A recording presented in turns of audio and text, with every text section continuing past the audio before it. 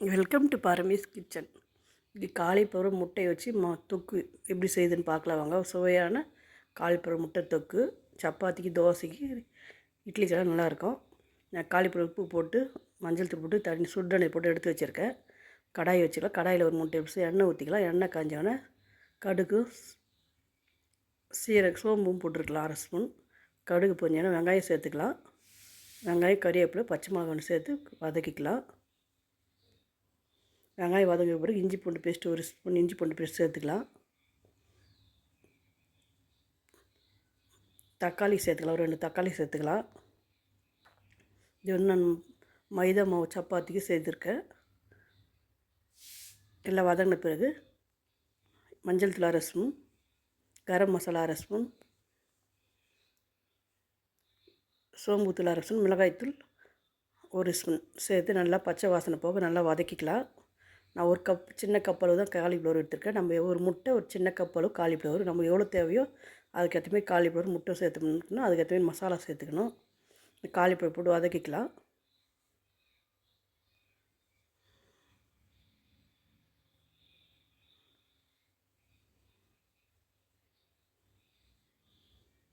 ஒரு 2 நிமிஷம் மூடி வைக்கலாம். முடிச்சு அந்த பச்சை வாசனை, மிளகாத்தூள் பச்சை வாசனை நல்லா போகட்டும். நல்லா வதக்கின பிறகு ஒரு 1/2 டம்ளர் தண்ணி சேர்த்துக்கலாம். அது காலிஃப்ளவர் அந்த மசாலாலாம் நல்லா ஊறணும் மாதிரி நல்லா வதக்கிக்கணும். மசாலாலாம் நல்லா எண்ணெய் பிரிஞ்சு வரட்டுக்கு ஒரு 1/2 டம்ளர் தண்ணி சேர்த்து நல்லா கிளறிக்கலாங்க.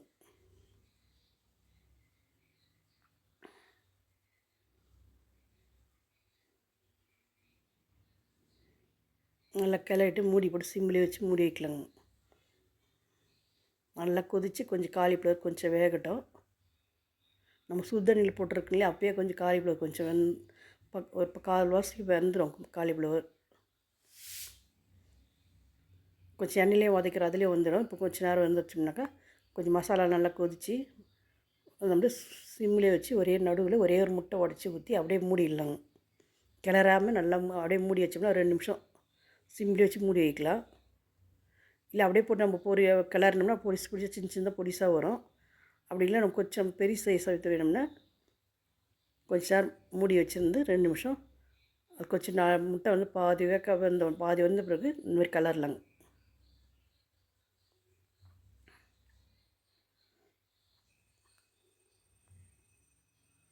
இந்த மாதிரி கிளறினா கொஞ்சம் பெரிய பெரிய பீஸ் கொஞ்சம் பெருசு பெருசாக இருக்குங்க சைஸு.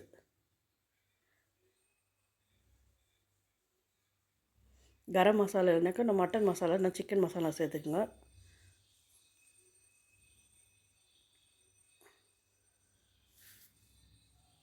நல்லா தொக்கு மாதிரி வந்தாச்சு. முட்டைலாம் நல்லா வந்து ரொம்ப பொடிசாகவும் ரொம்ப பெருசாகவும் மீடியம் சைஸு காலிஃப்ளவர் சைஸுக்கு நல்லா கரெக்டாக வந்துட்டு பாருங்க. இப்போ கொத்தமல்லி போட்டு இறக்கலாங்க. இது தோசைக்கு, சப்பாத்தி, பூரிக்கு எல்லாத்துக்கும் நல்லாயிருக்கும். தொக்கு பாருங்க, நல்லா தொக்கு ரெடி ஆகிடுச்சு.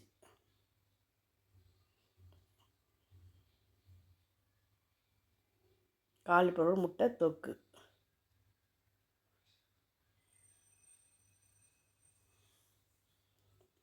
மைதா மாவு சப்பாத்தி மாவு பிசைஞ்சு வச்சுருக்கேன். மாவு வந்து மெலிசாக திரட்டிட்டு சப்பாத்தி இது மாதிரி தோசை சூடாகணும்ட்டு நம்ம போட்டுக்கலாம். போட்ட உடனே நம்ம எண்ணெய் ஊற்றக்கூடாதுங்க. சாப்பிட்டா வராது சப்பாத்தி. எப்போவுமே நம்ம சப்பாத்தி போட்டு ஒரு பக்கம் போட்டு திருப்பி சூடாகணும்ட்டு 2வது பக்கம் போட்டு சூடாகணும்னு திருப்பிட்டு தான் எண்ணெய் ஊற்றணும். இப்போ எடுத்த உடனே எண்ணெய் ஊற்றினா சாடாயிடும். 2 பக்கம் சிவந்தப்பட்டு எடுத்துடலாங்க. இந்த ஒரு பக்கம் இந்த பக்கம் திருப்பி போடுறாங்க இல்லையா, திருப்பி இன்னொரு முறை திருப்பி போட்டு இப்போ வந்து எண்ணெயை ஊற்றணும். எடுத்தோடனே எண்ணெயை ஊற்றக்கூடாது சப்பாத்திக்கு மட்டும். இந்த மாதிரி 2 பக்கம் திருப்பி போட்டு எண்ணெய் ஊற்றி எடுத்தோம்னா ரொம்ப சாஃப்டாக இருக்கும். சப்பாத்தி வந்து ரொம்ப ரொம்ப சிம்மிலி வைக்காது. இவ்வளோ சாஃப்டாக இருக்குது பாருங்க. நான் சப்பாத்தி தான் சைட் டிஷ்ஷாக செய்தேன். காலிஃப்ளவர்